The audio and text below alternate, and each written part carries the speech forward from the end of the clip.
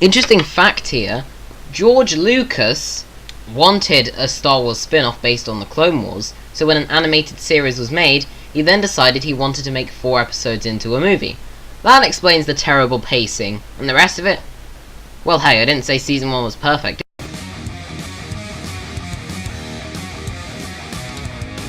Star Wars The Clone Wars, oh boy, I love that TV show. It was my childhood, and better still, it still holds up. I mean, season 1 was a bit iffy, and so was season 2, but season 3, 4, 5, and 6 were amazing! Well, except from the Padme arcs, but still, I love this show, I can't wait to get to... oh, it's a movie. So, like all Star Wars films, this movie starts with an opening crawl and a title.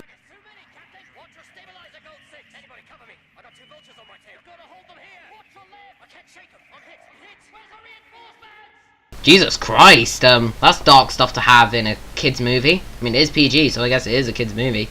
God, that was dark. And then we get to the Clone Wars title that ruled over my childhood. In fact, I know other people see nostalgia as things from the 80s. My nostalgia is Star Wars, Clone Wars, Lego Harry Potter, and frickin' Thomas the Tank Engine. Don't judge me. A galaxy divided.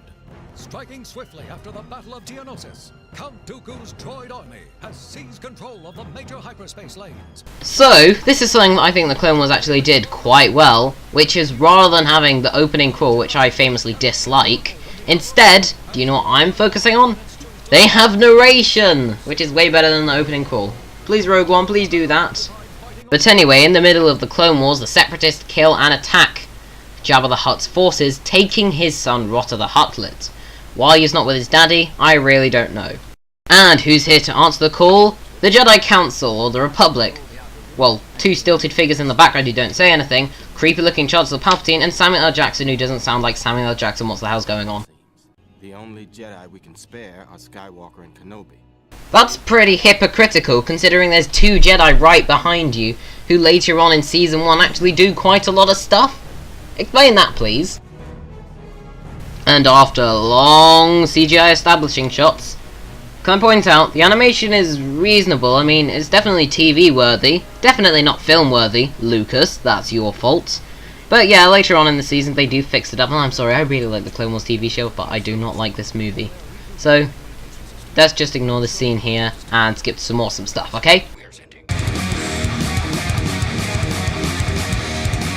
And it's here we meet Anakin and Obi-Wan. Really flat versions of Anakin and Obi-Wan with weird body armor that I've never seen on a Jedi before. But there we go, I guess they wear it now. And this guy, Matt Lanter, in later seasons is a lot better, but right now he's like Hayden Christensen +1. I mean, that's not saying much, because that just makes it like a 2 out of 10. Whatever. Another thing I'd like to point out is the music here. I mean, I'm just going to give you a little listen to the music right now.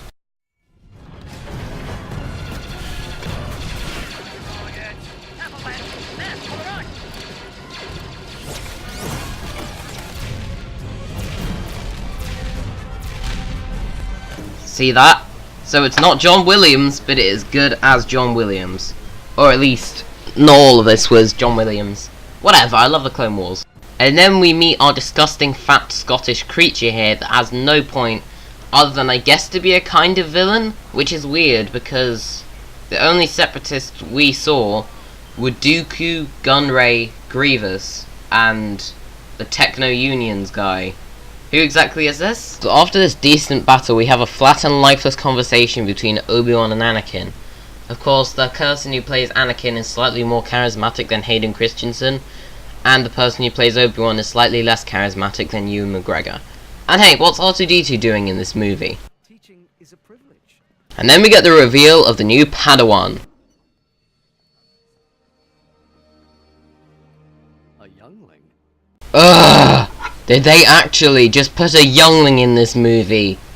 Oh my god. And also, I don't agree with Ahsoka's attire one bit. She'd get killed instantly. I mean, Anakin and Obi-Wan are wearing this bulky armor. Then we meet Anakin's Padawan, Ahsoka. Even though at the time she's meant to be Obi-Wan's, but then suddenly she says she's for Anakin. Which no one agrees with at all. And I've got to point it out here, Ahsoka's annoying in this movie. I mean, she's not nearly as good as she is in Rebels or in the later seasons of Clone Wars.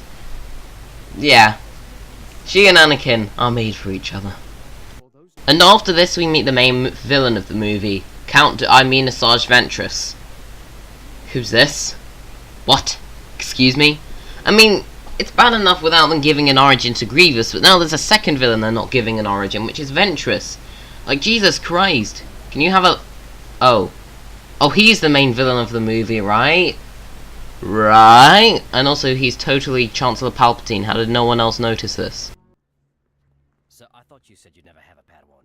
And, the humor in this movie doesn't really land that well. I mean, that was okay humor, but a lot of the humor doesn't land, especially with Anakin and Ahsoka. Please stop. I mean, the voice acting in these movies is just so bland, it doesn't really fit the characters that much. It doesn't really sync up to them either. So yeah, again, they fix this later on in the Clone Wars, because the good old TV show is way better. And here we find out the main villainous plan for Episode 1 of the Clone Wars Season 1, which is put a load of tanks on a bridge with a force field. Wow. If they have force field generators, then why don't they just force field everything there is? And then, I don't know, have some cannons outside that can kill people. But no, instead we've just got to have weird force field plot what they have to take down. You know, Rex and Obi-Wan will probably do some fighting or something. You know, and Anakin and Ahsoka would hide in a box. And then Obi-Wan surrenders and has tea with General Loathsome.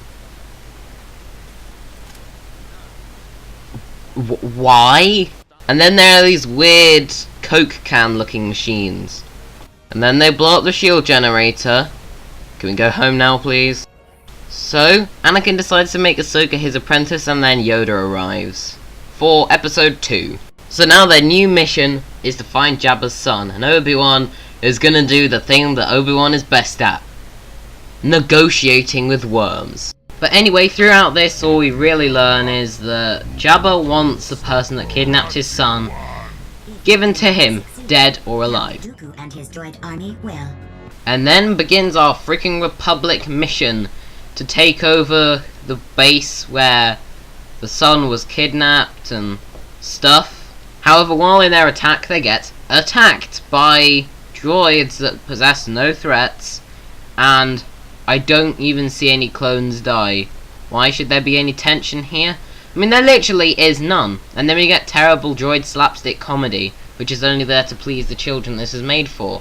I'd be fine with it, but it's not funny to people like me, and also there's no emotional attachment to any of this right now. And then the music builds up. And then the droids are attacking, and there's like giant thingies climbing up rocks. And then this happens.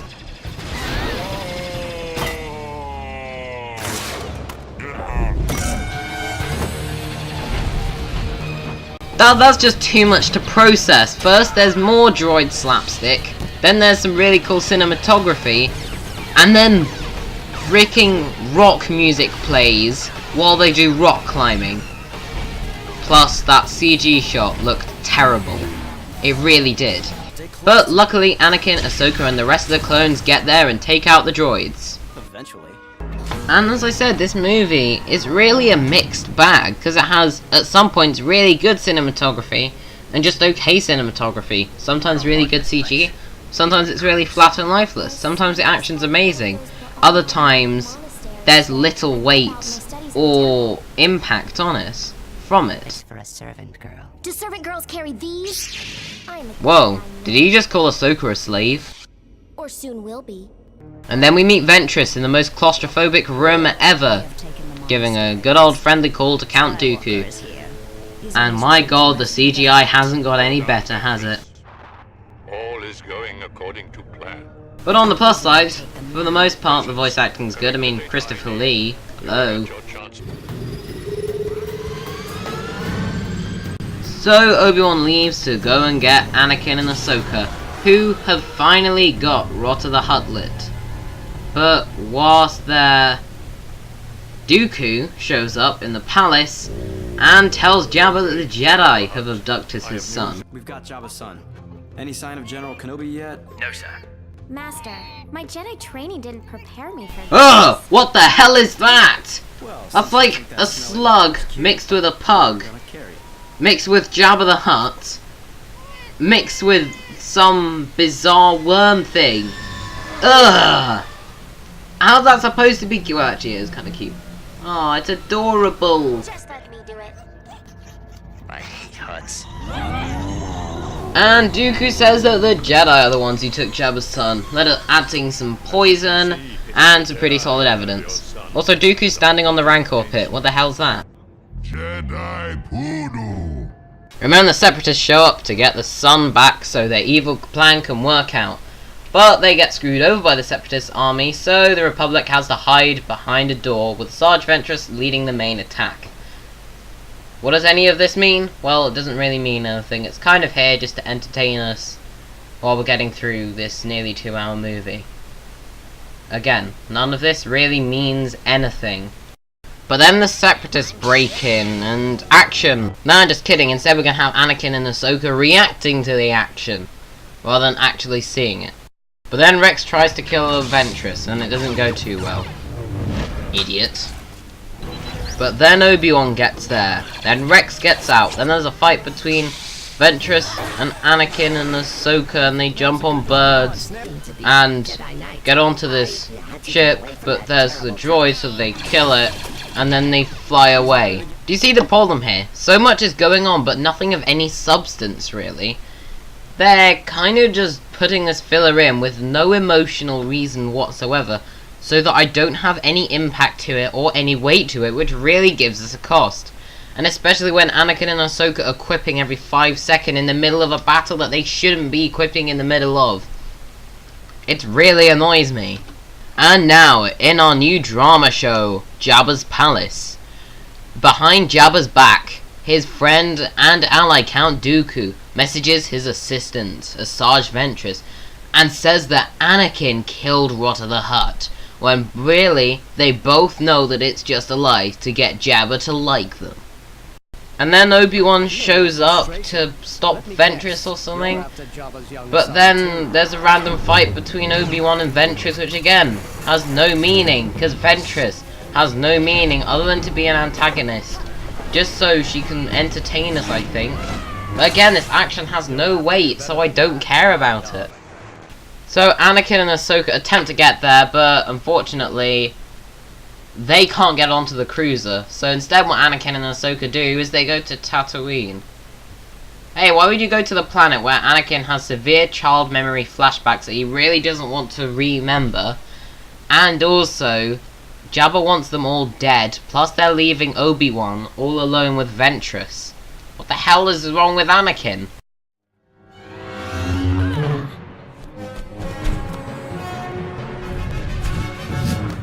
What did I just witness? I know Jedi can do that, but what was the point of doing that?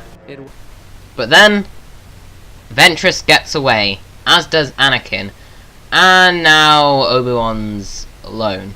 And not important.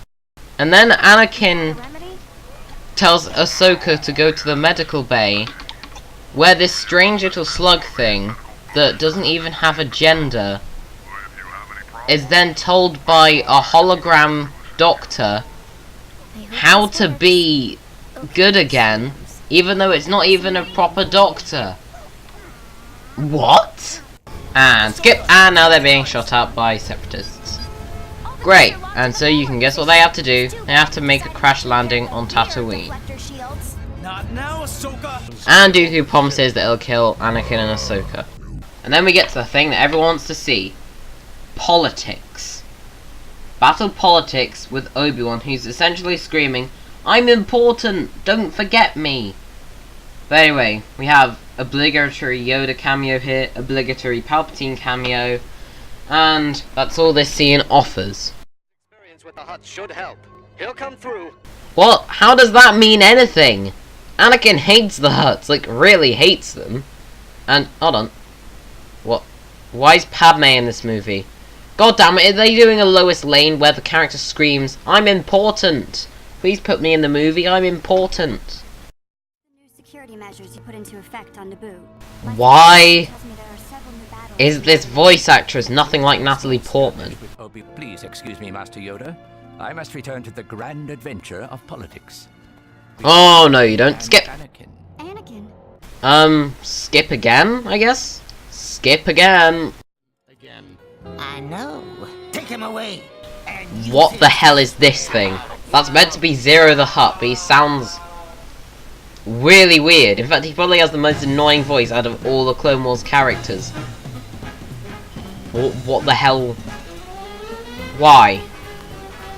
But yeah, then Padme walks in to prove she's important.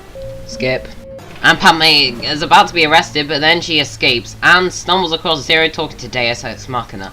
I mean Count Dooku. Count Dooku, a senator from the Republic, was here. Really? How convenient. She's still here. Don't worry. I have convinced Jabba that the Jedi have murdered his son and are on their way to kill him. And so Padme discovers that Zero is also in on the plot along with Count Dooku. Yay. And Padme is captured again. Yeah, she really is Lois Lane. And then Padme gets an incoming holo message. And the battle droids who are all of a sudden here now have to check it out. And it reveals C-3PO, the biggest help ever. Or a character who's only here because Anthony Daniels is legally contracted to be here and because C-3PO. Then Anakin shows up to fight Dooku. Alone.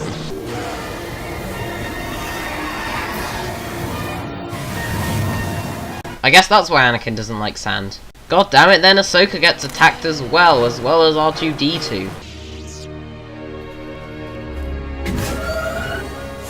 Worse, Anakin just ran off. Then C-3PO shows up with a bunch of clones to rescue Padme just to make this plot over. Yay. Then Anakin talks to Jabba, a person that he hates, knowing full well that Ahsoka wouldn't be here. But then, whatever. Jabba gets his son back, Ahsoka shows up and beats the guards, I guess? Whatever, let's just end this movie. Are to be executed immediately. What? What? Why? What have they actually done? They've just reunited Jabba with his son! You stupid, fat worm thing! And I'm not even sure if you are a he or a she or whatever. And for some reason Padme's in a hologram admitting that Zero did this, so all of a sudden it's okay now. End of movie. So of course Anakin and Ahsoka bond or whatever, they get favor with the Hutts. Yoda and Obi-Wan are here because why not? I don't know. And then they have this really weird, awful one shot here for no good reason. Then they have this really awful long shot here and loads of reactionary shots because cinematography 101. And now we're going to look at the three people who wrote this movie. A director who we've never heard of, a producer who I've never heard of, and guess who the executive producer is? George Lucas. So now I guess I have to give my opinion on this movie. For a start, this movie is really a mixed bag, and I can see why. Season 1 was also a mixed bag of the Clone Wars, as was Season 2. It was only in Season 3 that it started to get really good. And Season 1, to be quite honest, was the worst of the Clone Wars season, and this is even worse than the Clone Wars itself. So anyway, let's get into the nitty-gritty details, shall we? There's never any emotional weight or impact to any fight, so it's just weightless and filler, which really annoyed me throughout the movie. I mean, you could at least have some sort of character, but instead you don't really care. And that's due to the main characters all being so lifeless. They are unbelievably lifeless. Like, Anakin and Ahsoka, I understand, do have life, but they're done in such a way that they don't seem to actually have any life. And the villains are they're a mixed bag as well. Count Dooku does nothing in the end, which is definitely what you want in your villain, and the Sarge Ventress randomly disappears. You can tell this was meant for TV, because this storyline is resolved in various points. You have other Christophsis episodes. You have other episodes focusing on Ventress. And really, what they should have done is put more into it. Because TV shows fill things up with filler. For example, Game of Thrones Season 6 has been a lot of filler.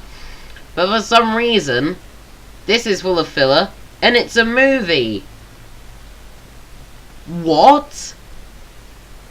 But anyway, other than the characters being all flat and lifeless, and I mean all of them, except from Count Dooku. He's only the really one. And C-3PO, but yet again he's a droid, so he's naturally flat and lifeless. What about the story? I kinda like the story of this movie. I mean, it randomly starts with them on a battle, and then they just keep on flopping around with no real story keeping it together. And the pacing is bad, but I like the story itself. I like how they kidnap Jabba's son. And I like how Dooku's trying to turn Jabba against the Jedi. It's a pretty smart move for Dooku. It doesn't stop me from disliking this movie. One thing I will say, though, of merit, is there's a couple of things. The music is also a mixed bag, but when the music's good, it's great. And when the music's bad, it's awful. There's also some pretty good cinematic shots, even though there are some really bad ones, like the final shot of this movie. So, yeah, what can I say? Well, there's pacing issues, flat characters, and CG animation that's pretty good, but not good enough for movie. So you should have made it TV. God damn it, George Lucas. And that's really a shame, because I really liked the Clone Wars as a child.